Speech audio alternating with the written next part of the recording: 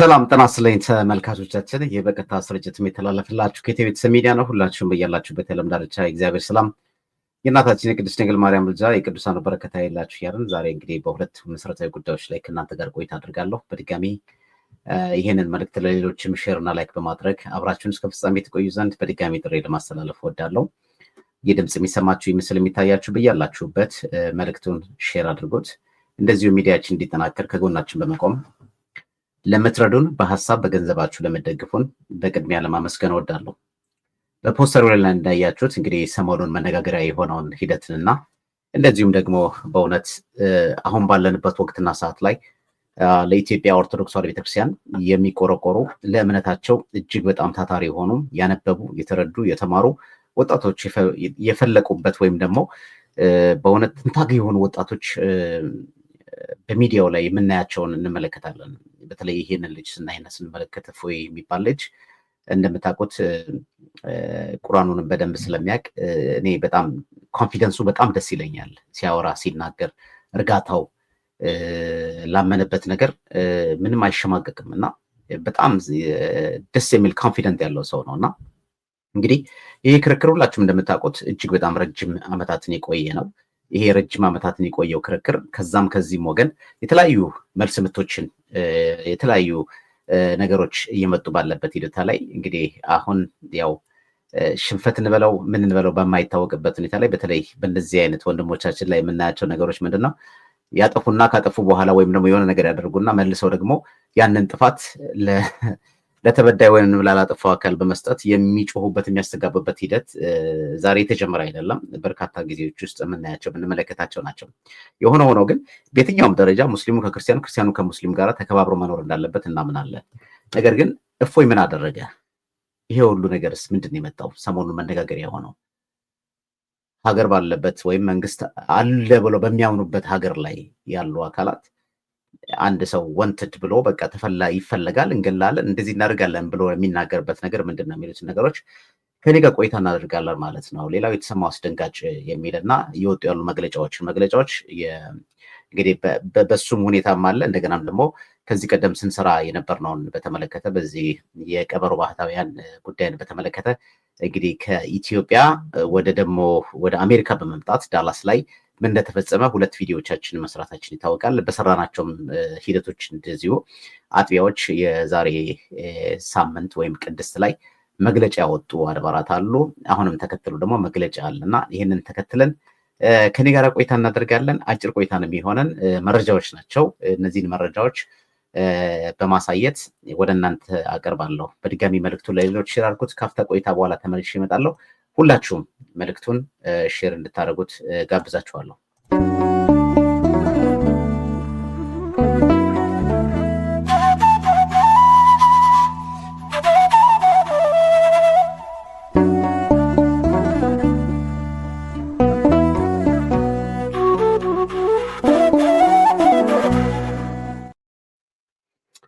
ተመልሰን መተናል። አድማጭ ተመልካቾቻችን እንግዲህ ሌላው ምንድነው በምናገለግልበት የጻድቁ አባታችን አቡነ ገብረ መንፈስ ቅዱስ ቤተክርስቲያን በከነ ቅዱሳን አቡነ ገብረ መንፈስ ቅዱስ ቤተክርስቲያን እንግዲህ ኢትዮጵያ ኦርቶዶክስ ቤተክርስቲያን በቨርጂኒያ የሚገኝ ቤተክርስቲያን ነው። አንድ ብቸኛ እንግዲህ አቡነ ጻድቁ ቤተክርስቲያን ነው። ንግሳቸው መጋቢት 5 ነው። በለተቀኑ እግዚአብሔር ፈቅዶና ወዶ በለተቀኑ እንድናከብር ሁኔታዎች ተመቻችተውልን ይህንን ሁኔታ እግዚአብሔር ስለሰጠን በለተቀኑ እንግዲህ አርብ መጋቢት 5 ቀን 2017 ዓ.ም ወይም ፍራይዴይ ማርች 14 2025 ኑ የጻድቁን በረከት ተካፋይ ይሁኑ በሚል ርዕሰ ጉዳይ ላይ 6935 ኮሎምቢያ ፓይክ አናንደር ቨርጂኒያ በተለይ ይህንን ድምፅ የምትሰሙ በዚህ በዋሽንግተን ዲሲ እና አካባቢ ላይ የምትገኙ ምዕመናንና ምዕመናት በርካታ ብፁዓን አበው ሊቃነ ጳጳሳት በርካታ ሊቃውንተ ቤተክርስቲያን እና በተለይ ደግሞ ብፁዕ አባታችን አቡነ ዕንባቆም የሀገረ ቅድስት ኢየሩሳሌም ሀገረ ስብከት ሊቀ ጳጳስ ቡራኬ ይሰጡናል። እዚህ ላይ የምትመለከቷቸው እንግዲህ እኔን ጨምሮ በዚህ ቤተክርስቲያን ላይ የምናገለግል ካህናት ነን። ይህ ቤተክርስቲያን በካህናትና በምዕመናን ህብረት የተመሰረተ በአይነቱም እጅግ በጣም ለየት ያለ ከመሰረታው ጀምሮ ማለት ነው እና ካህናት በእንዲህ አይነት እንግዲህ 7 ነበር። ከ7 እንግዲህ 2 ጎለው ነው አሁን 5 ይሆን ነው ይሄንን የሚያሳየው እንግዲህ በዚህ ደረጃ እንደዚህ የተመሰረቱ አብያተ ክርስቲያናት ዋሽንግተን ዲሲ ላይ በጣም ጥቂት ናቸው፣ በምስረታ ደረጃ ማለት ነው። እና እንግዲህ ሁላችንም በነፃ ይህን ኢትዮጵያን ኦርቶዶክሳዊ ቤተክርስቲያን ጻድቁ አባታችንን እያገለገለን የምንገኝ አገልጋይ ካህናት ነን። እዚህ ውስጥ የምታዩት ቤተክርስቲያኑ እጅግ በጣም ሰፊ ነው። 750 በላይ የሚይዝ ነው። ሰፊ የመኪና ማቆሚያ ፓርኪንግ ያለበት ነው። አገልግሎቱ የሚጀምረው እንግዲህ ከ2 ፒኤም ነው። ይቅርታ እዚህ ጋር 4 ይላል እና ከ2 ፒኤም ጀምሮ ነው። ይኸው እዚህ ጋር ማየት ይቻላል እና ይቅርታ ከ2 ፒኤም ጀምሮ ነው አገልግሎቱ የሚጀምረው። ማህሌቱ እንግዲህ እዚህ በርካታ ከ76 በላይ የሚጠጉ ሊቃውንተ ቤተክርስቲያን መርጌቶች የሚገኙበት የሚሳተፉበት ነው። ማርች 14 2025 አገልግሎቱ የሚጀምረው ከሌሊቱ ኤኤም ኢን ዘ ሞርኒንግ ማለት ነው። ያው ቅዳሴ ከሰዓት ስለሆነ እርግጠኛ ነኝ በጣም ብዙ ሰዎች ትመጣላችሁ ብዬ ተስፋ አድርጋለሁ እና በዚህ ላይ እንድትገኙ ጋብዛችኋለሁ። ወደ ተነሳንበት ነገረ ርዕሰ ጉዳያችን ላይ እንሂድና እንግዲህ ሁላችሁም እንደምታውቁት በተለይ ይሄን ተከትሎ ዳላስ ውስጥ በጣም በሚያሳዝን መንገድ አንዳንዴ ለመናገር እንኳን ይከብደኛል እና እንደምታውቁት ወደ 9 አብያተ ክርስቲያናት አሉና ከ9 አብያተ ክርስቲያናት እንግዲህ በወረዳ የተከፋፈሉ ወረዳዎች አሉ። አይ ቲንክ 3 ይሁን 2 ይመስለኛል። እኛ ጋር ለምሳሌ እዚህ ዋሽንግተን ዲሲ 3 ነው ያለው፣ ሜሪላንድ፣ ዲሲ እና ቨርጂኒያ። እነሱ ጋርም ልክ እንደዚህ ወረዳ አለ። ዋናው ደግሞ ሀገረ ስብከቱ አለና የሀገረ ስብከት ስራ አስኪያጁም ሆነ የወረዳዎች ስራ አስኪያጆች እጃቸውን አፋቸው ላይ ጭነዋል። አሁን ባለው ሁኔታ ላይ እስካሁን ድረስ ደፍሮ የሚናገር ሊቀ ጳጳሱ ክህነቴን ይይዛል፣ ሊቀ ጳጳሱ እንዲያደርጉኛል፣ ሊቀ ጳጳሱን በመፍራት ደረጃ ማለት ነው። አንድ ሊቀ ጳጳስ ክብርና ጌጡ ቤተክርስቲያን ናት። ቤተክርስቲያን ላይ ግን ለሚደርሰው ማንኛውም ነገር ግን ምክንያትና በር ከፋች ወይም ደግሞ ፈቃጅ ከሆነ ደግሞ የሊቀ ጳጳሱ ማንነት ይለካል ማለት ነው። ሊቀ ጳጳስ አይሳሳትም የሚባልበት መንገድ የለም። እውነት እግዚአብሔር የሚያውቀው በዚህ ደረጃ ምናልባት በዳላስ አካባቢ ላይ የሚገኙ ምዕመናንና ምዕመናት ሰፊ ግንዛቤን ያገኙ ይመስለኛል እና በጣም በርካታ ምዕመናንና ምዕመናት ደውለውልኛል። ቁጭታቸው፣ ስሜታቸው በጣም ነው የሚደንቀው እና እንደሚታወቀው እንግዲህ ኢትዮጵያ ኦርቶዶክስ ተዋሕዶ ቤተክርስቲያን በውስጥም በውጭም ነው እየተፈተነች ያለችው። አሁን በተለይ ደግሞ በጣም በሚያሳዝን መንገድ የውስጡንም የውጭውንም ደግሞ ፈተና ገፍቶ መውጣት እንዳይቻል የሚያደርጉት አድርባዮች ናቸው። የውጭ ያሉት የውጭውን ፈተና እንዳንቋቋም ውስጥ ያሉት አድርባዮች የፖለቲካ ጥዞት፣ የገንዘብ ጥዞት የያዛቸው ሰዎች በአድርባይነታቸው ሁኔታዎች እንደ ልብ ወይም ደግሞ እንደተፈለገው መሄድ የማይቻልበት መንገድ አድርባይነታቸው ጎልቶ ወጥቶ ከተመደቡበት ወይም ከተሾሙበት ወይም ደግሞ ከጠራቸው ጥሪ በላይ በመንግስት ተመልምለው ወይም ደግሞ በገዢው ፓርቲ ተመልምለው ጥብቅና ከመቆም አኳያ መረጃንን በማቀበል አንዱ አንዱን በማድረግ ይሄ እንደዚህ ነው፣ ይሄ እንደዚህ ነው በማለት የሚፈልጉትን እያስወገዱ ያሉበትን ሂደት እንመለከታለን ያለን። ወደ ውስጥ ስንመጣ ደግሞ ገንዘብ የማይቀይረው ማንም የለም። የክፋት ሁሉ ስር ገንዘብ ነው እና የኃጢአት ደሞዝ ሞት ነው እንደሚባለው ሁሉ የብዙ ነገሮቻችን ክፋት ገንዘብ ናቸው። ግን በጣም የማዝነው እና የሚደንቀኝ በተለይ አሜሪካ ውስጥ ያሉ ካህናት በእውነት እጅግ በጣም ይደንቀኛል።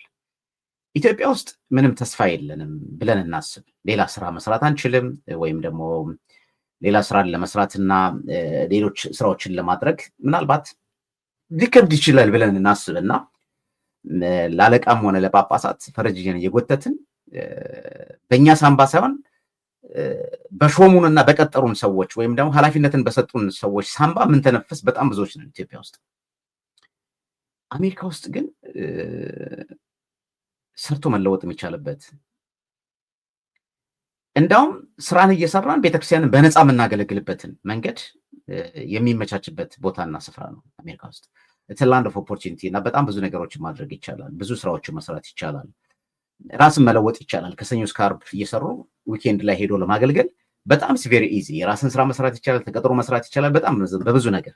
ግን በጣም የሚገርመኝና የሚደንቀኝ ነገር ዛሬም ደረጃ በቃ ቢያባሩኝስ፣ ክህነት ቢይዙብኝስ፣ እንደዚህ ቢያደርጉብኝስ ብሎ እውነትን ከመናገር ደብቆ እውነትን ይዞ የምናይበትን መንገድ አለ። እንደነገርኳችሁ 9 አድባራት አሉ ዳላስ ላይ። ከ9ኙ አድባራት የመጀመሪያው እንግዲህ በቅድስት ላይ ይሄ ነገር የወጣው ዘወረደ ላይ ነው። ቅድስት ላይ መግለጫ ያወጣው የደብረ ብርሃን ቅድስት ሥላሴ ቤተክርስቲያን ነው። ታላቁ የቤተክርስቲያን ሊቅ ሊቀ ጥበብ ተክሌ ሲራክ ያሉበት ቤተክርስቲያን ማለት ነው ለብዙ ወጣቶች መፍለቅ፣ ለብዙ ወጣቶች ወደ ማህሌቱ መጠጋት ምክንያት የሆኑ ወጣቱ ላይ ታላቅ ስራን እየሰሩ ያሉ አባት ማለት ነው። አሁን ደግሞ የመድኃኔዓለም ቤተክርስቲያን በትላንትናው እሑድ ዕለት በምኩራብ መግለጫ አውጥቷል። what about the rest? ሌሎቹ ምን እያደረጉ ነው? አገረ ስብከቱ ምን እያደረገ ነው? ወረዳውስ ምን እያደረገ ነው? መቼ ነው ወረዳው ስብሰባውን የሚጨርሰው? ሁሌ እንተሰበሰበ ነው። ሁሌ እንሰበሰባለን ነው። ሁሌ እንዲህ እናደርጋለን ነው። በጣም በሚገርማችሁ ሁኔታ እኚህ ባህታዊ ነኝ የሚሉ አካል ፎርጂድ ይሁን እውነተኛ ይሁን ማን የጻፈላቸው እንደሆነ አይታወቅም፣ ከጠቅላይ ቤተ ክህነትም ደብዳቤ ያጽፈዋል የሚል መረጃዎች ደርሰውኛል ማለት ነው። እንዲፈቀድላቸው ማለት ነው። ሲጀመር እኚህ አባት ከማንም ጀርባ ይሆን ከማንም ማንም ይሆን በካሽ ወደ 650 ሺህ ሊጠጋ የሚችል ካሽ አውጥተው ሊገዙ የቻሉበትን መንገድ ስታይ ስትመለከት እዚህ ሀገር የሚኖሩ አይደሉም እኚህ አባት። ስለዚህ ገንዘቡ ከየት መጣ? ይሄ ምዕመናን ሊጠይቁት የሚገባ ጥያቄ ነው። በተለይ ዳላስ አካባቢ ላይ ያሉት ማለት ነው። this guy is going to be pay for tax? No. ማንም ይሁን ማንም ለነገርኳችሁ የቤተክርስቲያን ሲመሰረት እሳቸውና አንድ ሴትዮ ናቸው ያሉት። ስለዚህ በእነዚህ በሁለቱ ሰዎች ስም ያንን ያህል ካሽ ኢንቨስት ተደርጎ የተጣጣበት what they came from that money ከየት ነው የመጣው? እና እንግዲህ አሁን ምንድናት እንግዲህ አሁን ስናጣራ የመጣች ነገር ናት። ሊቀ ጳጳሱ ለምን ዝም አሉ? ይሄ የቀበሮ ባታዊ ድፍረት እስከዚህ ደረጃ ቤተክርስቲያኑን ትላንት ሲያስተዋውቅ ነበረ። ከዛ በኋላ ድጋሚ እንደገና ደግሞ የጸበል ቤት ብሎ እያስተዋወቀ ነው። ነገ ጠዋት ደግሞ በይፋ አገልግሎት የምጀምርበት ቀን በዚህ ነውና በዚህ መታችሁ አገልግሉ ሊቀልና ነው። ይሄ ማለት እንግዲህ የችርቻሮ አገልግሎት ማለት ነው። ጊቭ ኤንድ ቴክ ማለት ነው። አሁን አንዳንድ ሰዎች እኚህ አባት በቃ ብዙ ቤተክርስቲያናት ስለሰሩ ለውጥ ስላደረጉ ምን ስላደረጉ እኔ በምን እንደሚቀና አላውቅም። በእነዚህ አይነት ሰው ምን እንደሚቀናው በዚህ ሰው እኔ አሜሪካንም መኖሩ ምንድን ነው የሚቀናው? አላውቃቸው አያውቁኝ። ግን ትክክል አይደለም የሚለውን ነገር ነው። እንደው መግለጫውን እንስማ። በጣም የሚገርም መግለጫ ነው ያወጡት እና ሌሎቻችሁም ግን እንደዚህ አይነት መግለጫዎች መቀጠል መቻል አለባቸው ነው። ሀገረ ስብከቱ ወረዳው እጁን አፉ ላይ እስከጫነ ድረስ አጠቃላይ 9ኙም አብያተ ክርስቲያናት ሊቀ ጳጳሱ ሊያስተዳድሩን አይችሉም፣ ሊመሩን አይችሉም ማለት የሚችሉበት አቅም አላቸው። መልስ ካልሰጣቸው ማለት ነው።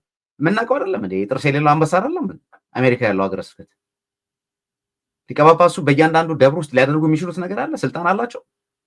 አንተ ተነስ፣ አንተና ይሄኛውን መድቡት ማለት ይችላሉ? አይችሉም። እሳቸው ዳላስ አይደለም እኔ የምኖርበት ስቴት በየትኛውም አሜሪካ ውስጥ ያለ this is how he just founded for the church. that's why ይሄም ሰውዬ መጥቶ የመሰረተበት አይደል?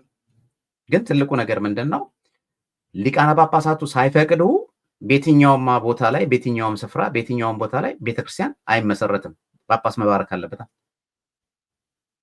ሊቀ ጳጳሱ አዎንታዊ ፈቃድ ሰጥተውት አረንጓዴ መስመር ካላሳዩት just go ahead ካላሉት ይሄ ሰውዬ በየትኛው ድፍረቱ ነው እንደዚህ ሊያደርግ የሚችለው? ያውም እንዲህ አይነት ተቃውሞ ያለበት ማለት ነው። እስኪ እንስማው መግለጫውን። በስመ አብ ወወልድ ወመንፈስ ቅዱስ አሐዱ አምላክ አሜን። ከደብረ ገነት መድኃኔዓለም ወቅድስት ማርያም የኢትዮጵያ ኦርቶዶክስ ተዋሕዶ ቤተክርስቲያን የተሰጠ ወቅታዊ መግለጫ። አስግሩ ለነ ኮናስለ ንዑሳን እንዳያማስኑ አጸደ ወይንና፣ የወይናችንን ቦታ የሚያጠፏት ጥቃቅን ቀበሮችን አጥምዳችሁ ያዙልን። መኃልየ ምዕራፍ 2 ቁጥር 15። ደብራችን ደብረ ገነት መድኃኔዓለም ወቅድስት ማርያም የኢትዮጵያ ኦርቶዶክስ ተዋሕዶ ቤተክርስቲያን ከተመሰረተበት ጊዜ ጀምሮ ተቋማዊ አሰራርን በመከተል መንፈሳዊ አገልግሎቱን ለምዕመናን እየሰጠ ይገኛል። የቤተ ክርስቲያኑ መመሪያ መከተል ሕገ እግዚአብሔርን ማክበር ነው። ቤተ ክርስቲያናችን በአባቶቻችን ሐዋርያት ሥርዓት የምትመራ ዓለም አቀፋዊትና ኩላዊት መሆኗ ይታወቃል። አሁን ግን መዋቅሯን ለመሸርሸር ከውስጥም ከውጭም በግልና በግሩፕ በጥቅም በመተሳሰር ተቋማዊ ልዕልናዋን እያወቋት ይገኛሉ። ይህንን የሚያስከብር ተቋም እየተዳከመ በመምጣቱ ሸክሙና አዘኔታው በሕዝበ ክርስቲያኑ ላይ ጎልቶ መታየት ከጀመረ ውሎ አድሯል።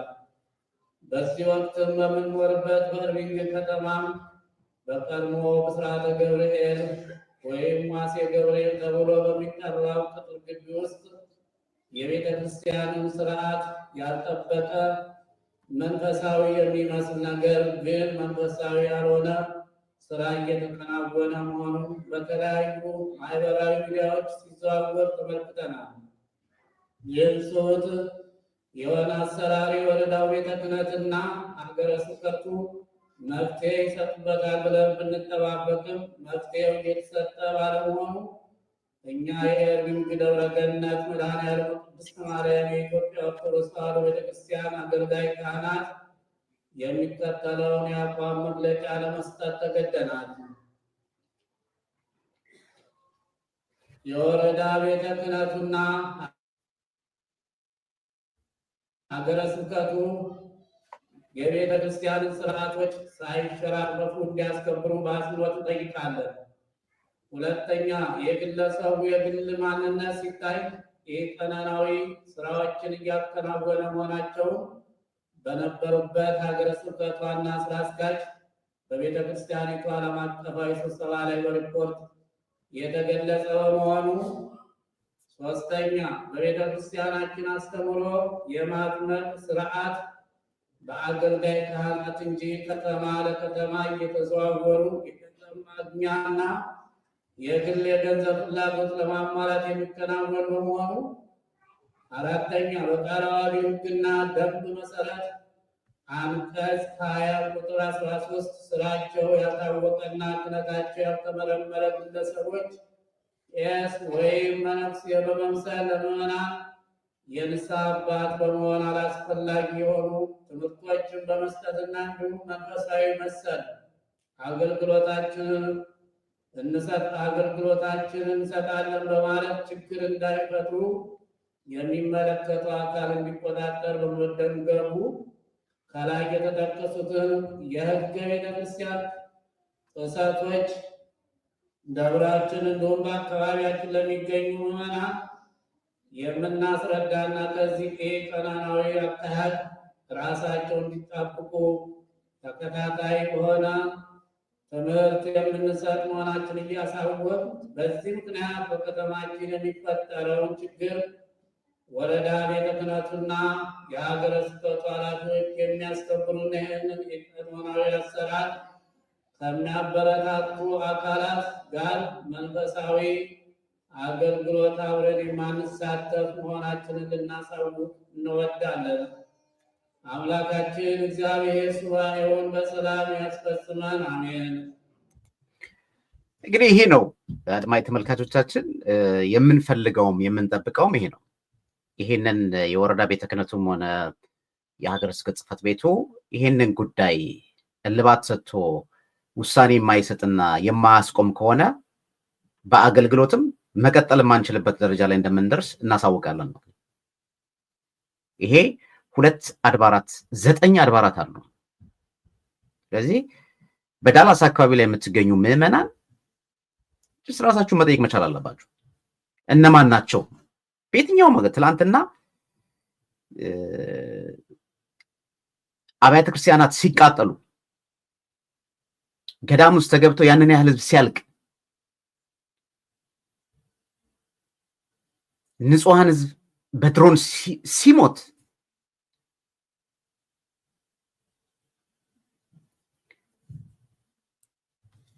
ተቃውሞ ሰልፍ ለማውጣት ከምዕመኑ በፊት ካህናት ናቸው የሚቀድሙት።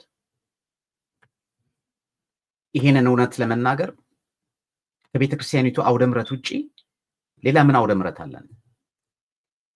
ገዳማት ተቃጥለዋል፣ እየተቃጠሉ ነው። ሱባኤ እንግባ፣ ጸሎት እንጸልይ፣ ይሄ ማግባብ ትክክል አይደለም ብሎ ለመናገር ፖለቲካ አይደለም።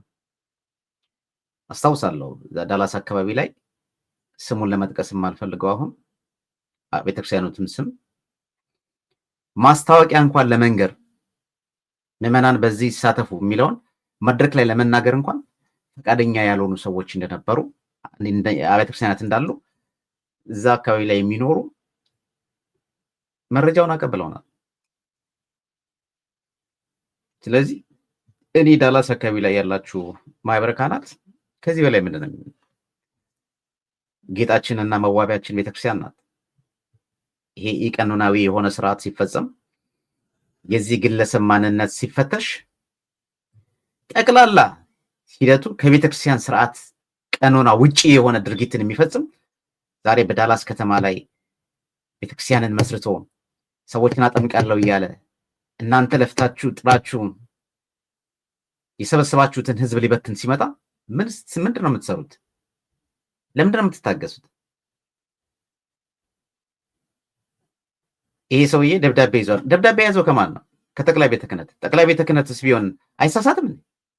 ደብዳቤውን ቢጽፈውን እንኳን የምናግራችሁ ምን የሚል ደብዳቤ ነው? ለምን ከፓትርያርኩ አይዝም? ለምን ከቅዱስ ሲኖዶስ አይዝም? ይሄ ሰውዬ እየሰራ ያለው ነገር ትክክል አይደለም እንዴ? የገዛ ሀገረ ስብከቱ ላይ እኮ የተፈጸመውን ነገር እኮ ነው አይደል ይፋ ያደረግነው። ቤተክርስቲያን ገብቶ የማያስቀድስ የግለሰብን ማንነቱን የሚገነባ ሀብት ንብረቱን ጠቅላላ የሚያተርፍ አንዳንድ ሰዎች በጣም በቃ የዋ ሰዎች አሉ። የዋ እናንተ ምን ሰራችሁ? እሳቸው ቤተክርስቲያን ገንብተው እንደዚህ አድርገው የልማት ስራ አድርገው ምናምን እንደዚህ። ስለዚህ ወገኖቼ እኔ ለእናንተም እዛ አካባቢ ላላችሁ አገልጋዮች የእግር እሳት ነው የሚሆንባችሁ። እውነቴን ነው የምነግራችሁ። ዛሬ ዝም ያላችሁት ነገር ነገ ዝም ባላልን የምትሉበት አይነት አጋጣሚ ሊፈጠር ይችላል። ስለዚህ የወረዳ ቤተ ክህነት መሰብሰብ ከጀመረ እስካሁን ስንት ጊዜ ሆነ? አገረ ስብከት የሚባለው አይም አይሰማ የሆነውን ነገር አያውቅም። ሰዎች ሄደው አላናገሯቸውም። ሌላው ይቅር በዚህ ሽያጮች የዛ ቤተክርስቲያን አስተዳዳሪ የሆኑት አባ ማዛ የሚባሉትን ሰዎች እኮ አናግሯቸዋል። የሆነውን ነገር ለማስረዳት ይሞክራሉ አይደል? እኛ የምናውቀው ነገር የለንም ያሉበትን አጋጣሚ እንዳለ ለማወቅ ችያለሁ። እናንተ ካላወቃችሁ ታዲያ ማን ነው የሚያውቀው? ኤጀንቱ። ታዲያ ኤጀንቱ ለምን ጠርታችሁ አታናግሩትም? ብቻ በአጠቃላይ እየተሰራ ያለው ነገር ሸፍጥ ትክክል አይደለም። ትክክል አለመሆኑን ያወቁ ከ9 አብያተ ክርስቲያናት 2 አብያተ ክርስቲያናት የደብረ ገነት መድኃኔዓለም ቤተክርስቲያን እና የደብረ ብርሃን ቅድስት ሥላሴ ቤተክርስቲያን የአቋም መግለጫን አውጥተዋል። አገረ ስብከቱ ወረዳው ይሄንን ጉዳይ እልባት ሊሰጠው ይገባል። ጥያቄ እኮ ነው፣ መብት እኮ ነው ያለው። አሜሪካ እኮ ነው ያለው። ጥያቄ ለመጠየቅ እንዴት ነው ሰው የሚፈራው? ምንድን ነው ይሄ? አክብሮት አይደለ? ምንድን ነው ማለት? ጳጳሱን አለማክበር ነው ጥያቄ መጠየቅ?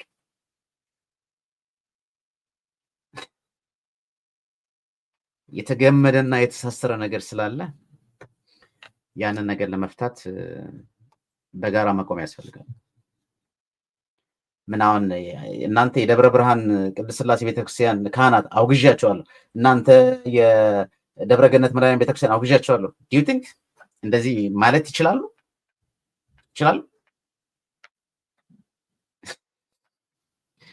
እና እንደው በጋራ አንድ ላይ ሆነ ነገሮችን እልባት መስጠት የሚቻልበትን መንገድ ይሄ ዝምታው ራሱ መልስ ስለሆነ ማለት ነው። ይህንን ያህል ሲሆን ዝምታ የተፈጸመበትን ነገር ስታይ ስትመለከት there is something behind them at the back ማለት ነው። ከኋላ የሆነ ነገር አለ ማለት ነው። እንዴት ሰው ዝም ይላል? በአብይ ጾም አገልግሎት የለንም እንዴ? ሰውየው እኮ እየወጣ እየተናገረ እኮ ነው። ሂድን ስታፕ ትናንት ቤተክርስቲያኑን እየቆፈረ ሲያስቆፍር ሲል ምናምን መጋረጃ ሲቀጥል ሲያስደበድብ ነበር አይደል? ቀለም ሲቀባ ነበር አይደል?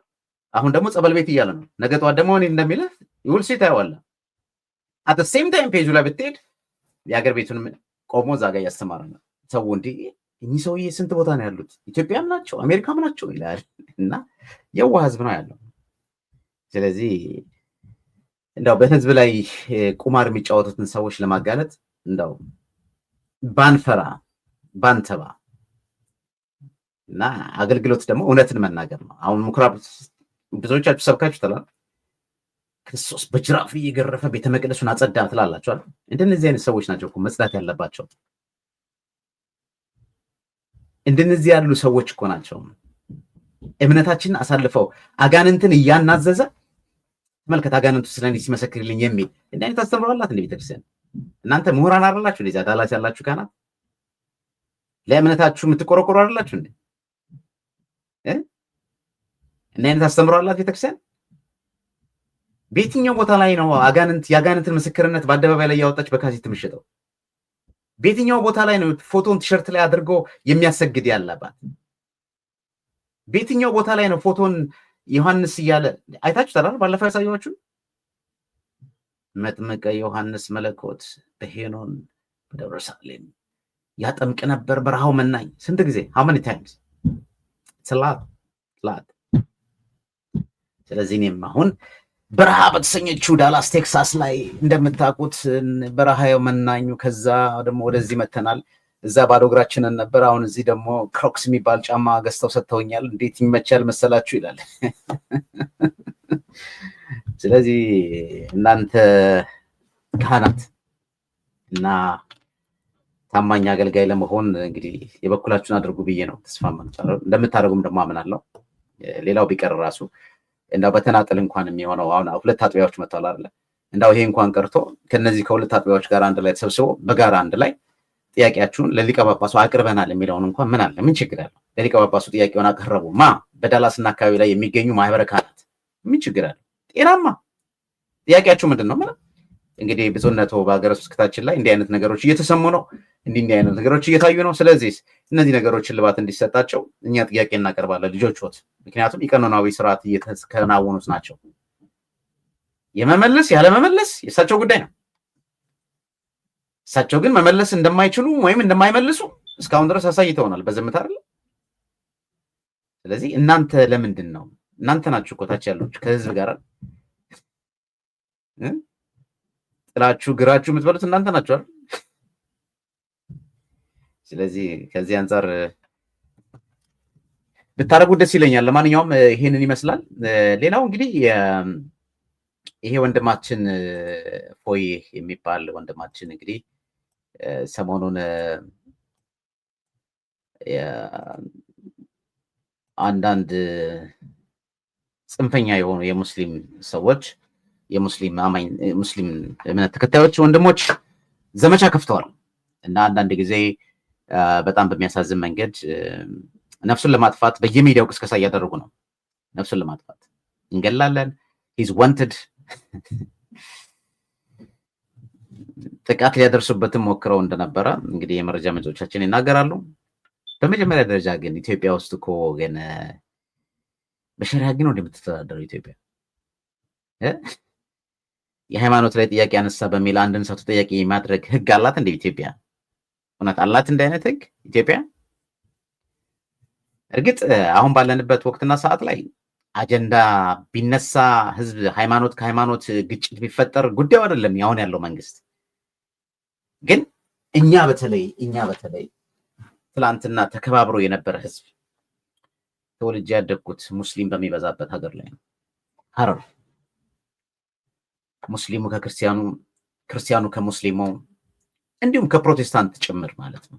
ዛሬ እንደምናየው አይደለም። ቁጥራችን የኛ ብዙ ነው፣ የኛ እንደዚህ ነው፣ እኛ እንደዚህ ነን፣ እኛ ማይኖሪቲ አይደለንም፣ እኛ ማጆሪቲ ነን ምናምን።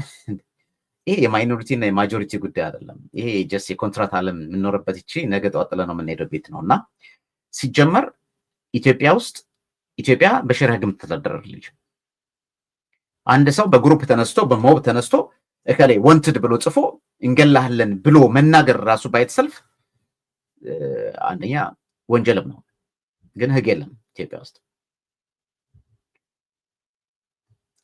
ሁለተኛ ነገር ልጁ ራሱ እንዳው ጥፋተኛ ቢሆን ብለን ብንናስብ፣ ጥፋተኛ እንኳን ነው ብለን ብናስብ አይደለም ግን በደቦ ጥቃት እንዲደርስበት መቀስቀስ ኢትዮጵያ ውስጥ በህግ አያስጠይቅም እንዴ? አያስጠይቅም? ለዚህ ሀራስመት እንኳን አንድን ሰው ለማጥፋት መሞከር ራሱ አንድ ሰው እኮ አይደለም የሚያጠፋው፣ በግሩፕ ትልልቅ ሃይማኖት የሙስሊም እምነት ተከታይ ምናምን ኡስታዝ የሚባሉ ሰዎች ጭምር በጣም በሚያሳዝን መንገድ ኢትዮጵያ ውስጥ እንግዲህ ጥፋተኛን የሚቀጣ መንግስት ባለበት ሀገር ብለን እስኪ እንደው ህጉ አለ ብለን እናስብ። የሚቀጣው የመረጠ ይቅጣ ብለን እና ህጉ አለ ብለን ብናስብ አንድን ግለሰብ ላይ ጥቃት እንዲፈጸም መቀስቀስ እኮ ተጠያቂነት እኮ ነው አይደለም? ተጠያቂነት አይደለም ነው። በትክክል ግን ምን አደረገ ይሄ ልጅ? ምንድነው ያደረገው? ምንድነው ስህተቱ? ስለ ሃይማኖት ተነስቶ በሚነሳበት ክርክር ሁኔታ ላይ ከሱ በፊት ማን የጀመረው ይህን ጉዳይ? ስንቶች ናቸው ተነስተው በክርስቶስ ላይ ጸያፍ የሆነውን ነገር ሲናገሩ የነበሩት? እኔ እዚህ ላይ ማቅረብ አልፈልግም። ለማየት ላየው እንኳን ይሰቀጥጠኛል። ለምን? እኔ ኃይሉ የበረታው ክንዱ የጸናው ጌታዬ አምላኬ ሞቶ ያዳነኝ፣ ስብራቴን የጠገነልኝ፣ ወድቆ ያነሳኝ፣ ሞቶ ያዳነኝን ጌታዬን አምላኬን እግዚአብሔርን በዛ መንገድ ያንቋሸሸ አካል አምጥቼ እዚህ ሚዲያ ላይ ከላይ ሙስሊም የተባለ ሰው እንደዚህ አላለ። ግን ኤቭሪባዲ ዋች ዳት ቪዲዮ። ብዙ ሰው ነው ያየው ያንን ቪዲዮ እና የእናንተ አይታያችሁ? የእናንተ አይታያችሁ? ማን ነው ሲያንጓጥጥ የኖረው? ምን ሲሉ ነበር የሙስሊም ሰባኪያን? እኛ ሃይማኖታችንን ምን ሲሉ ነበር? የቅርብ ቀን ትዝታ እንደዚህ ብሎ መጽሐፍ አላወጣም እንዴ? ክርስቶስ ማን ነው? እስኪ እንነጋገር። እስኪ በተለይ ከቅርብ ጊዜ ወዲህ አንድ የኢትዮጵያ ኦርቶዶክስ ተዋሕዶ ቤተክርስቲያን ደራሲ ወይም ጸሐፊ ወይም አንድ ሰባኪ ወይም ቄስም በለው ጳጳስም በለው በማንኛውም ደረጃ ሙስሊም ፈጽሞ የክህደት እምነት ነው ወይም ደግሞ በሙስሊም እንደዚህ አለ ብሎ በመጽሐፍ ጽፎ ያወጣ ቅርብ ጊዜ እስኪ ማየት እንችላለን? አለ እንደዚህ ብሎ የጻፈ ሰው አለ? እንደዚህ ያላችሁ አይደለም የምትጽፉት እናንተ? ምን እያላችሁ ነው የምትጽፉት? እንደዚህ ሚዛኑ ላይ የተቀመጠው መጽሐፍ ቅዱስ ይሁት። ይሄ መጽሐፍ ቅዱስ የኛ ነው የክርስቲያኖች። ስለዚህ እውነት ታሸንፋለች። የሚያሸንፈው ቁርአን ነው ማለት ነው። እናንተ አይደላችሁ እንዴ የምትናገሩት?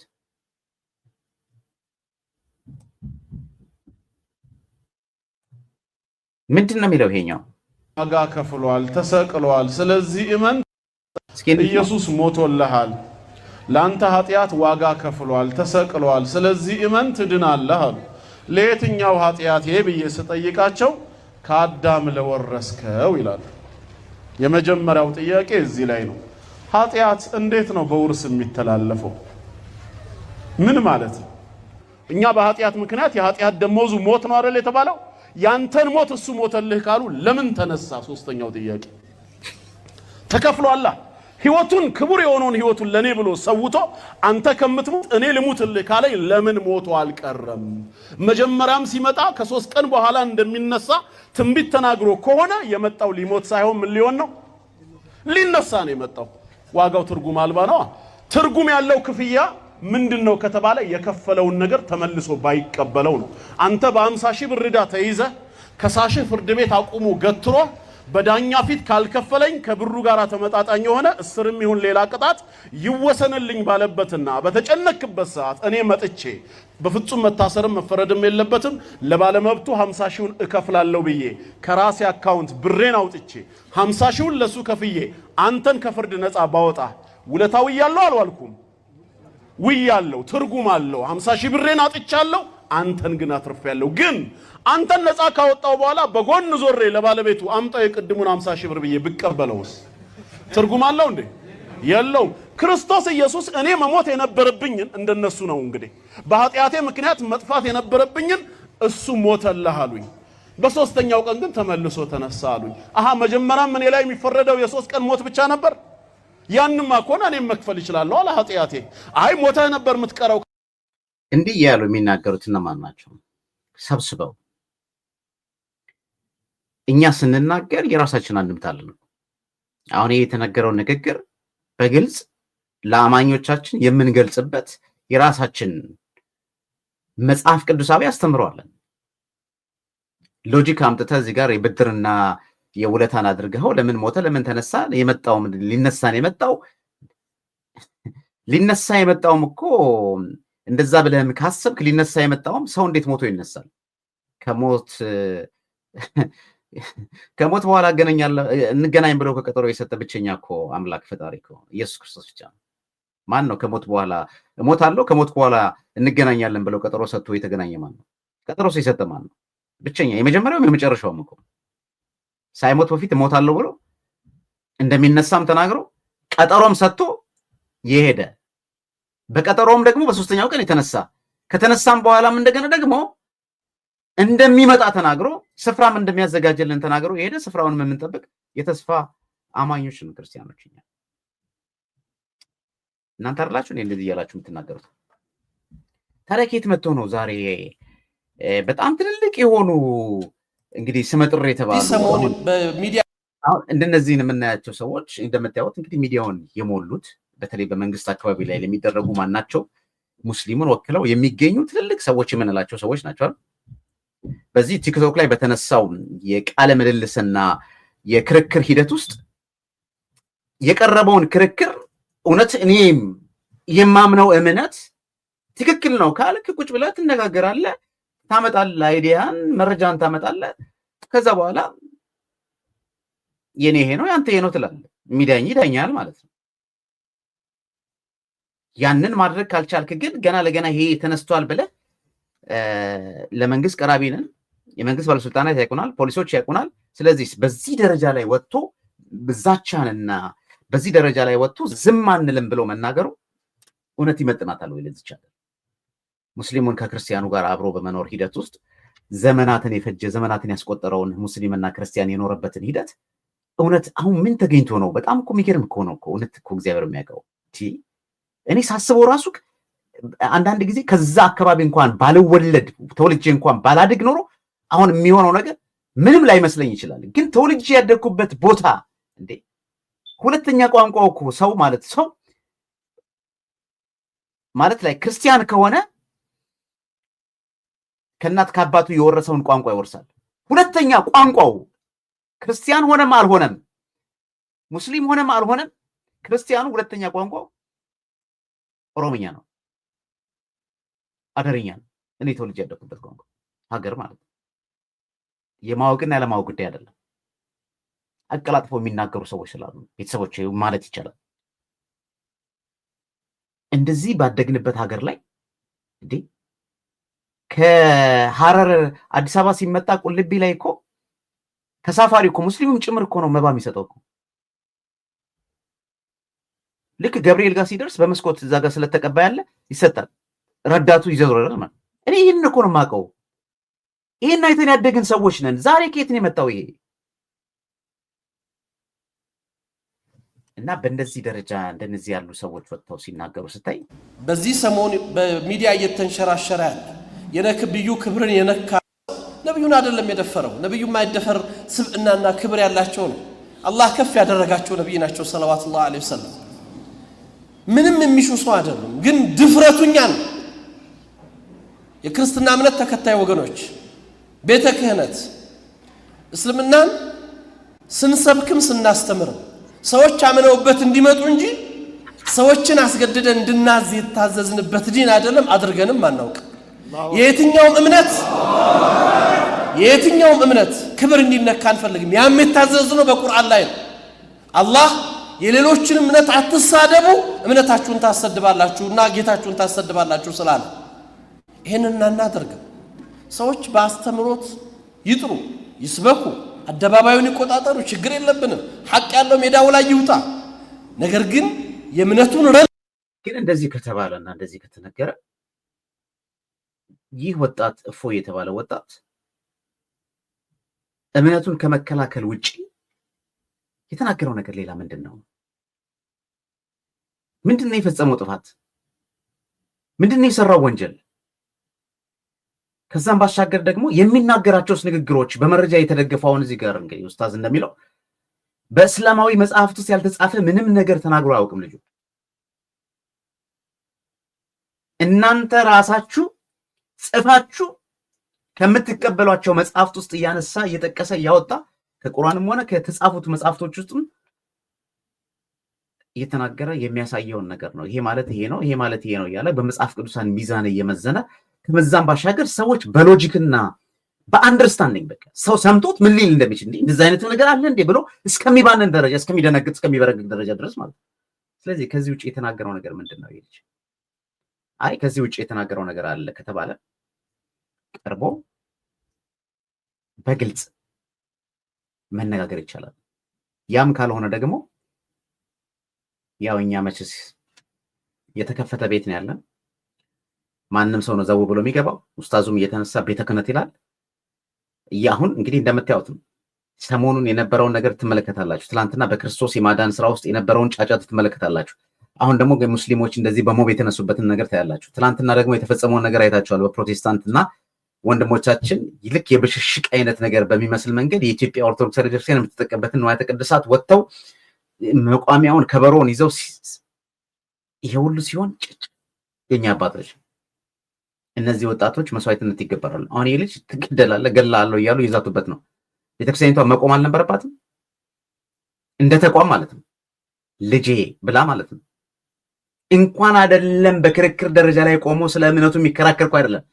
እንደ አንድ ተራ ምዕመን ምንም የማያውቅ ምዕመን እንደ ተራ በቃ ባለክ መጥቶ የሚመላለስ ምዕመን በደል ቢደርስበት ኦርቶዶክሳዊ በመሆኑ ብቻ ኦርቶዶክሳውያን አባቶች እንደ ተቋም ወይም ደግሞ ኦርቶዶክሳውያን መንበረ ፓትርያርክ ጠቅላይ ጽሕፈት ቤት ቅዱስ ሲኖዶሱ የሚመለከታቸው ባለድርሻ አካላት ወጥተው ይሄ ነገር ትክክል አይደለም ብለው መናገር መቻል ነበረባቸው። ይሄ ልጅ እንዴ አድቦ እኮ መኖር ይችላል፣ ግን አንብቦ የተረዳውን ነገር የተገነዘበውን ነገር ያየውን ነገር እውነትን በመመስከር ደረጃ ኢትዮጵያ ኦርቶዶክስ ቤተክርስቲያን በማስጠራት ደረጃ ኢትዮጵያን የሚያስጠራት አይደል? ኢትዮጵያ ኦርቶዶክስ ቤተክርስቲያን አሁን ዛሬ እኔም እፎይ ነኝ ትላንትና ሙስሊሞች ሲነሱበት እኔም ዳንኤል ክብረት ነኝ ብለን ያው እንደምታውቁት አሁን መልሶ ቤተክርስቲያኒቷን ሊወጋት ሄደበትን መንገድ እናያለን። እና አሁን እኔም እፎይ ነኝ የሚለው ኦርቶዶክስ ነው ማለት የነበረባቸው እነማን ነበሩ? የሃይማኖት አባቶች ወጥተው ማስቆም ያለባቸው መከራከርም ያለባቸው በየትኛው መንገድ ላይ ማለት ሲጀመር በየትኛው መንገድ ላይ እንዲህ አይነት ጽንፍ የያዘ አካል አይጠቅምም። ለማንም ለሙስሊሙም አይጠቅመው፣ ኦርቶዶክስም ጽንፍ ይዞ እንደዚህ ማለት ነው የጥላቻም ሆነ ማንኛውም ነገር የሚያደርግ በየትኛውም እምነት ተቋማት ስለያለ አይጠቅምም፣ ለማንም አይጠቅምም። ግን ይሄ ልጅ እንደዚህ አይነት ነገር አይደለም እያደረገ ያለው። አጸፈይታውን የምንሰማቸው የምናያቸው ነገሮች እኮ ከባድ ናቸው። ይፈለጋል፣ ያለበትን ቦታ የጠቆመ ይህን ያህል ብር ይሰጠዋል። እንዲህ ሁዚስ ጋይ ምን እየተደረገ ነው? ምንድነው ማለት ምንድነው እየሆነ ያለው? አገሪቷ በቃ መሪ የላትም ማለት ነው። አገሪቷ ውስጥ በቃ የሚፈልገውን ብቻ ነው በቃ የሚያጠቃው ማለት ነው። የሚፈልግበት ቦታ ነው ሄዶ ድሮን የሚያዘንበው፣ የሚፈልግበት ቦታ ነው መድፍና ታንኩ የሚሰራው ማለት ነው። ማንም እየተነሳ በቃ እንዴ በዚህ አይነት እኮ ኦኬ ከላይ ይፈለጋል ባገኘው ይሄ እኮ ማለት እጅግ በጣም የወንጀል ሁሉ ወንጀል የክፋት ሁሉ ክፋት እኮ ነው። ሰው ከበደለ እንኳን ለህግ ይቀርባል እንጂ ባለበት ቦታ ተይዞ ይገደል እንደዚህ ይደረግ። ኧረ በጣም ኧረ ወገኔ ወዴት እየሄድን ነው?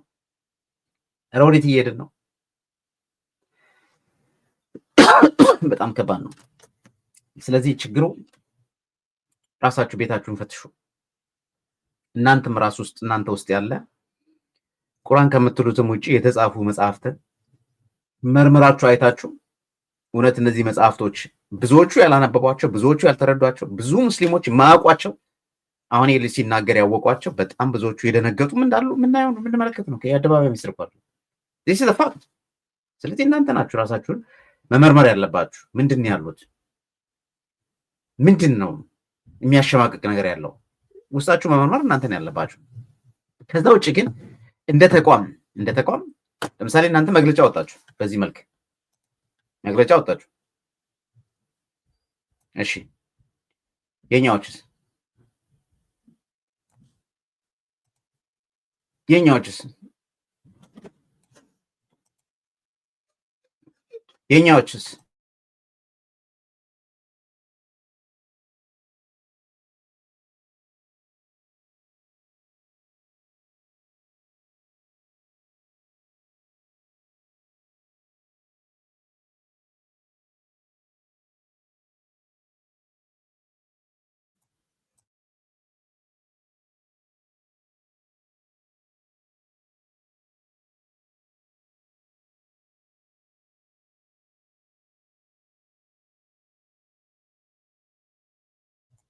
ይሄ እዚህ ጋር የምታዩት መግለጫ እንግዲህ የወጣው እንደምታዩት ያው 0107 ይላል 2017 ዓ.ም ይላል። የኢትዮጵያ እስላም ጉዳዮች ጠቅላይ ምክር ቤት ዛሬ ያወጣው መግለጫ ነው ይሄ እና በዚህ መንገድ ይሄው እንደምታዩት 4 ነጥቦችን አውጥቷል። ለጠቅላይ ቤተ ክህነቱ መልእክት ተስተላልፏል። የኛዎችስ ምን እያደረጉ ነው? ተኝተዋል። የሃይማኖት ተቋማት የሚባል አለ። በብልጽግና ሳምባ የሚተነፍስ የብልጽግና ተቋማት ወይም እና አብይ አድርግ ሲሉት የሚያደርግ ወጥቶ ተናገር ሲሉት የሚናገር መግለጫ አውጣ ሲባል የሚናገር የስም እኮ ማለት ነው። የሃይማኖት ተቋማት ተብሎ ሙስሊም፣ ክርስቲያን፣ ፕሮቴስታንት፣ ኦርቶዶክስ ምናምን ያሉበት ተብሎ ማለት ነው። ቢሮ ውስጥ ተቀምጠዋል። ግን ይሄ ሁሉ ሲፈጸም ማለት ነው፣ ይሄ ሁሉ ነገር ሲፈጸም፣ ይሄ ሁሉ ዛቻ ሲፈጸም ይሄ አይበጅም ትክክል አይደለም የሚል ማንም የለም እና በየትኛውም ደረጃ እውነት እንነጋገር ከተባለ በሙስሊም ውስጥም እጅግ በጣም ጸያፍ የሆነ የሚናገሩ አንዳንድ ሰዎች አሉ፣ ትክክል ያልሆነ ማለት ነው። ስለዚህ እነዚህን ነገሮች ሁሉ መታረም መቻል አለባቸው። እነዚህ ሁሉ መታረም መቻል አለባቸው እንጂ አንድን ሰው ይሄን ተመልክቶ ግድያን ለመፈጸም በዚህ ደረጃ በመው መንቀሳቀስ ተገቢ ነው ብዬ አላምንም እና በተለይ ወጣቱ እያደረገ ያለው እንዲህ አይነት ነገሮችን ሲሰማ ለእምነታቸው ዋጋ እየከፈሉ ያሉ ወንድሞችን በመደገፍ ደረጃ በእውነት ሊበረታቱ የሚገባ ናቸው። በእርግጠኝነት መናገር ይቻላል። ይሄንን ሰው እንዳሉት እነሱ እንዳው ለመግደልም እንኳን ተሳክቶላቸው ይሄን ነገር ቢፈጽሙት እውነት ይቆማል እንዴ? ከሊና ያለው ነገር አይቆምም። ስለዚህ መቻቻል ነው። ሀገር የጋራ ነው። እምነት የግል ነው። ሃይማኖት በዚህ መሰረት ትላንትና የነበረው መንፈስ ለማምጣት የሚመለከታቸው ባለድርሻ አካላት ከላይ ያሉ የሃይማኖት አባቶች ቁጭ ብለው ዲስከስ ማድረግ መቻል አለባቸው። የኛ ቤቶች ጉድ እግዚአብሔር ብቻ እኔ ምን እንደሆነ እግዚአብሔር ያውቀው። ሰው በምንም መንገድ ላይ ሪአክት አያደርግም። ምንም ይምጣ ምንም ጸጥ። አልሰማንም አላየንም፣ ግን ያውታሉ። ይሄን ያውናል። ይሄን እየሰማችሁ ነው። ይኖር አባቶች በረከታችሁ ቡራካችሁ ይድረሰኝ። እየሰማችሁ ነው ማለት ግን ዝም ነው፣ አትናገሩ። መናገርም አይጠበቅባችሁም አይደል? በዚህ ደረጃ ነገሮች እየተባባሱ ዛሬ ሀገር አሁን በታመሰችበት ሂደት ውስጥ ሌላ የሃይማኖት ጦርነት ለማስነሳት የሚጥር ሰው እኮ ሊኖር ይችላል፣ አይታወቅም። እንዴት ነው ይህንን ማንረዳው ማናስበው? መንግስት ጉዳዩ አይደለም እንዴ? እኛ እኮ ኖረናል ትላንትና። ይህ መንግስት ያልፋል እንዴ? ይህ መንግስት ከመምጣቱ በፊት እኮ ኖረናል አይደል እንዴ? ሙስሊም ከክርስቲያን፣ ክርስቲያኑ ከሙስሊሙ፣ ፕሮቴስታንት ከኦርቶዶክስ፣ ኦርቶዶክስ ከፕሮቴስታንቱ በፍቅር በደስታ በሀዘን እየተጠያየቀ ኖሯል አይደል? ስለዚህ ይሄ አይበጀንም ወይ? እንዲህ አይነት ነገሮች ጥሩ አይደሉም ወይ የሚለውን ነገር ለማሳሰብ ወዳለውና አንዳንድ ጊዜ እንዳው ሲበዛም ራሱ ትንሽ ያማልና እንዳው ስሜትን ከመግለጽ አኳያ ነውና ይሄ ልጅ ምን አደረገ? ምንም ያደረገው ነገር የለም። እውነት እግዚአብሔር የሚያውቀው ምንድን ነው ያደረገው? ምንም ያደረገው ነገር የለም። ስለዚህ የተሰማው አስደንጋጭና የወጡ ያሉት መግለጫዎች ትንሽ ይከብዳል። እንዳው እንደ ሰው ብናስብ ጥሩ ነው። ማንን ገሎ የሚጸድቅ ወይም ደግሞ በጽድቁን ትተነው ለውጥ የምናመጣበት ሂደት ውስጥ የለም። ነገሮቹ እየተባባሱ ነው የሚካሄድበት። ትናንትና በዘር ተከፋፍለን ይሄው መከራችንና ፍዳችን እየበላን አይደል ያለ ነው። መልስ እንደገና በሃይማኖት የተነሳ ጸብ ደግሞ መቼ መቆሚያ የለውም። ስለዚህ እንዲህ አይነት ነገሮችን ለመቅረፍ ላይ ያላችሁ የሃይማኖት አባቶች፣ የሃይማኖት ተቋማት የሚለውን ተውት። ይሄን ካድሬ ሁሉ በካድሬ ይመራ። እናንተ የሃይማኖት ተቋማት የሚመለከታችሁ ባለድርሻ አካላት ሀጂ ሙፍቲ በዚህ ሰዓት ቢኖሩ ኦርቶዶክሱ የሚወዳቸው ሁሉም የሚወዳቸው አሽቀንጥረው ጣሏቸው። አሁን ያለውስ የመንግስት ቃል አባይ ካድሬ ብቻ ይሁን። ግን የሚመለከታችሁ ባለድርሻ አካላት ቁጭ ብላችሁ ተነጋግራችሁ ህግም ከሆነ ህግ አውጥታችሁ ሁኔታዎችን መስመር ማስያዝ የሚቻልበትን መንገድ ማመቻቸት እንጂ በዚህ መደረጃ ላይ ተነስቶ ምንም ያላደረገውን ልጅ እውነት ከመጥቀስ ውጭ ያለ ነው ነገር ምናለ ምናልባት ልክ እንደሚባለው ዳህጸ ልሳን የንግግር አነጋገር ምናምን ሊኖር ይችላል። ከዛ ውጪ ከተጻፈው ጽሁፍ መጽሐፍት ውጪ እና ከሚጠቅሳቸው ጥቅሶች ውጪ የተለየ ምንድነው ያለው? ሙስሊሞች ራሳቸው እኔ እኮ ሰምቻለሁ። ሙስሊሞች ራሳቸው ገብተው ይከራከሩ የለ እዛ ውስጥ ያውን በጥሞና ታዲያ የትኞቹ ሙስሊሞች ናቸው እነዛኛዎቹ? ስለዚህ ነገሮችን ግራና ቀኝ አይቶ መዳኘቱ ጥሩ ነው። ይሄ ልጅ አሁንም አንድ ነገር ቢሆን ሊከሰት የሚችለውን ነገር ማሰብ ነው። በተለይ መንግስት ትልቅ ጥበቃና ከለላ ሊያደርግለት የሚገባበት ጊዜና ሁኔታ አሁን ነው ብዬ ነው የማስበው መንግስት። ምክንያቱም መንግስት ባለበት ሀገር ላይ ብለው በሚያምኑበት ማለት ነው። እኔ መንግስት አለ ብዬ ለመናገር ይከብደኛል። ምክንያቱም የምናየው ነገር ስላለ ማለት ነው። ምን ደብቀው ነገር ስለሌለ ሀገር ተሰብራለች፣ ቤተክርስቲያን ተሰብራለች፣ ሰው እየሞተ ነው ቀን በቀን፣ ሰው በጠራራ ፀሐይ ይገደላል፣ ሰው ይታፈናል። ይሄ ሁሉ ሲሆን ህግን የሚያስከብርና የህግ በላይነት ካለ ሩል ኦፍ ሎ የሚባለው ነገር እነዚህ ነገሮች ሁሉ ሊቀሩ ይችላሉ። ግን የለም፣ ስለሌለ መከራዎች እየበዙ ናቸው። ግን ህግ አለ ብለው የሚያስቡ አካላት ካሉ ግን ያ ህግ እየመረጠ የፈለገበት ቦታ ላይ ድሮን የሚያዘም የፈለገበት ቦታ ላይ ታይቶ የማይታወቁ አዳዲስ መሳሪያዎችን እያወጣ የሚያሳይበት ሾአፕ የሚያደርግበት መንገድ ላይ ለዚህ ልጅም ከለላ ሊያደርግለት እንደሚገባ ለማሳሰብ ወዳለሁ። የተወደዳችሁ የተከበራችሁ አድማጭ ተመልካቾቻችን እንግዲህ ለዛሬ የነበረን ፕሮግራም ይህን ይመስላል። እንግዲህ ንግሱን እንዳትቀሩ። አድራሻው 69 እዚህ ጋር አለላችሁ 6935 ኮሎምቢያ ፓይክ ካናንደል ቨርጂኒያ ነው። እንግዲህ ከሌሊቱ 2 ሰዓት ኤኤም ጀምሮ በለተቀኑ አርብ መጋቢት 5 ቀን 2017 ዓ.ም ፍራይዴ ማርች 14 2025 የጻድቁ አባታችን አቡነ ገብረ መንፈስ ቅዱስ በረከታቸው ረድኤታቸው በሁላችን ላይ ይደርብን እንዳትቀሩ ለማለት እወዳለሁ። ለሀገራችን ለኢትዮጵያ ሰላሙን፣ ፍቅሩን፣ አንድነቱን ትላንት የነበረና አንድነትና መተሳሰብን አምላካችን እግዚአብሔር ያድለን። ሰላም ሁኑ፣ ሰላም ቆዩ። እግዚአብሔር ከሁላችን ጋር ይሁን።